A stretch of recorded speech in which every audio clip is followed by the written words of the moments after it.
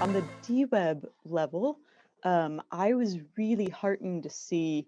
I mean, so last year we were all coming out of COVID, and I think there was a lot of social squirreliness, um, but I think that one of the big differences is the effort that was put into from the camp organizers, to bring together not just technologists, but also users from all over the world who need these tools in a way that I don't think was as visible as it was last year. So Yeah. there was really a lot of juiciness in in the not only the urgency, but also the kind of design space, Yep. like where users and technologists come together. Yep.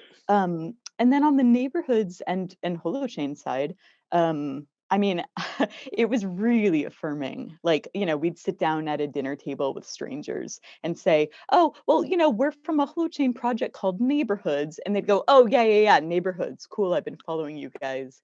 We got Interesting. it." And it kind of aligns also with the move in the narrative of DWeb Camp from it was all governance talk last year, which Yeah. has like a very kind of serious and intense ring to it. It's related to kind of the DAO explosion from before. But this year, it was so much more around this language of social coordination and like group cohesion.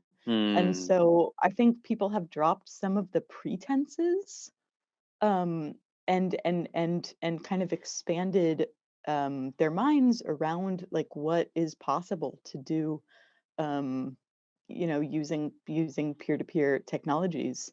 Like it's Hmm. not just about managing funds; it's also about creating cohesion and coordination in social groups, really of all scales around. Sure, around tokens, but also around a bunch of other things that are really important and will continue to grow in importance, you know?